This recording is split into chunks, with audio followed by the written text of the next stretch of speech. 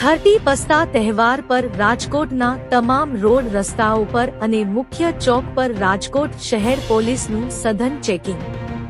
ભારતના મુખ્ય શહેરો સાથે સાથે રાજકોટ શહેરમાં પણ વેસ્ટર્ન કલ્ચરનું પ્રમાણ ખૂબ વધી રહ્યું છે। યુવાનોમાં ડિસ્કો ક્લબ સાથે સાથે દારૂનું ચલણ પણ ખૂબ વધ્યું છે।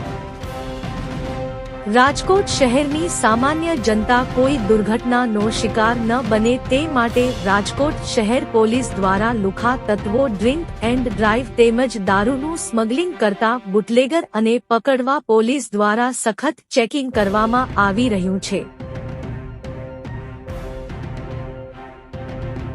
લોકોની સલામતી અને સુરક્ષામાં અરબી તેમજ રાજકોટ શહેર પોલીસ ખડે પગે નજરે આવી।